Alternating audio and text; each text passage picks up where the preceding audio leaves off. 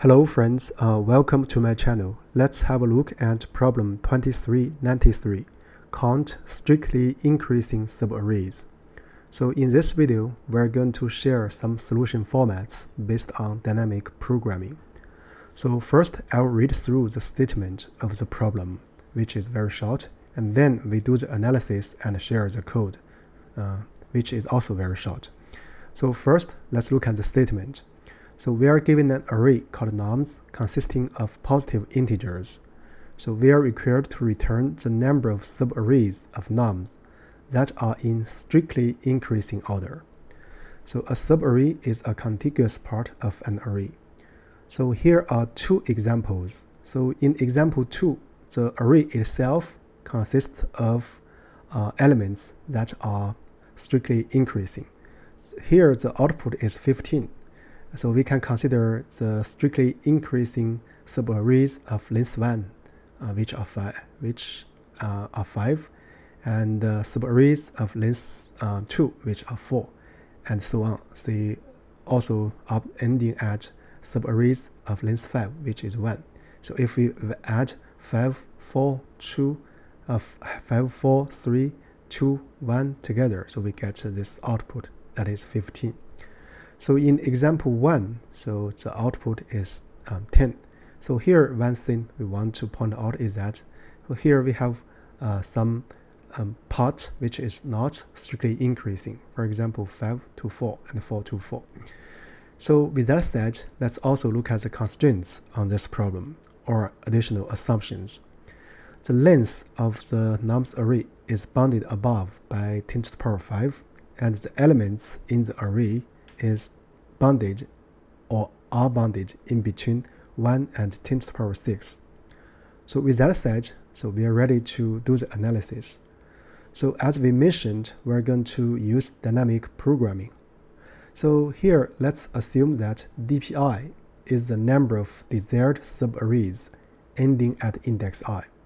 Then the dp update rule is actually very simple.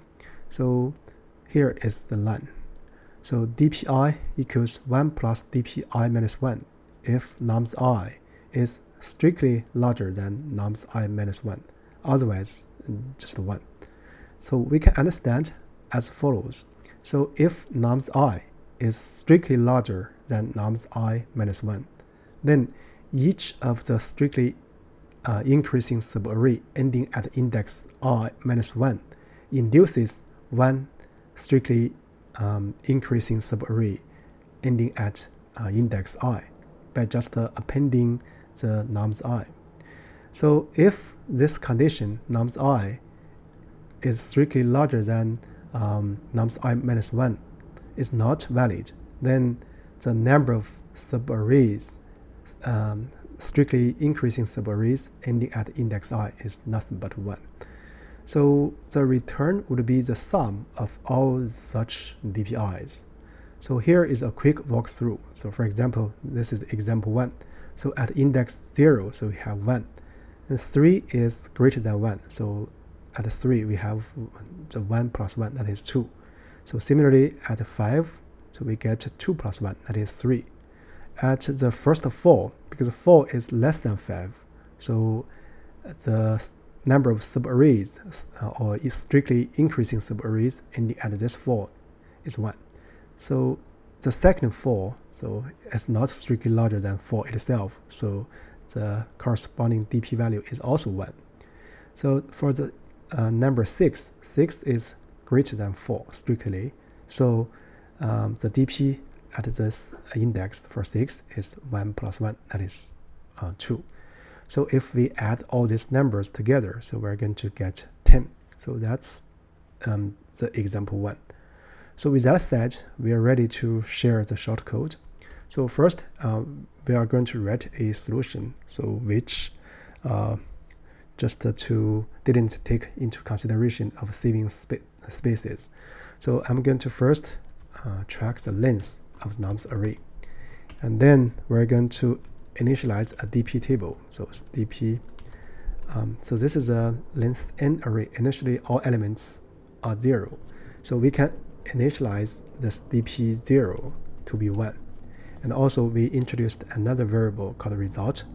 So we are going to increment this result and return the final state corresponding to the sum of all these DPs. So then we are ready to do the for loop to iterate the remaining elements in nums. So for I in range 1 to m, then we're going to set this dpi. So it equals 1 plus dp I minus 1 if nums I is strictly larger than nums I minus 1. So otherwise, so dpi will be 1. Then what we're going to do is that, so we increment this result by dpi. So that's it. So finally we can return the result itself. So this is one solution format. So the space is on. So let's do a special case check. Yeah, it passes the first example. So now let's look at the generic case. Yeah, it passes all the cases. So this solution actually uses an on space. So let's copy this functional signature and then do a little bit improvement. So I'm going to call this version v1. What we are going to do is that we want to write a solution using O1 space. So let's initialize a result variable, and then we iterate for in this nums array. So in between, we compute the corresponding dp value and increment it to the result. So for this, actually, if I is greater than 0 and so the y is larger than nums I minus 1. So in this case, so we're going to set length incremented by 1. So here the length hasn't introduced yet. So but if we look at the else block, so the length we're going to be set it to be 1, right? So this way actually we get the length. So this length so is going to be incremented to the result. So this way actually it plays the same role as the dp update and result update above. So then we can return the result state finally. So this solution uses O1 space. So let's do a special case check. Yeah, it passes the first example. So now let's do a generic case check.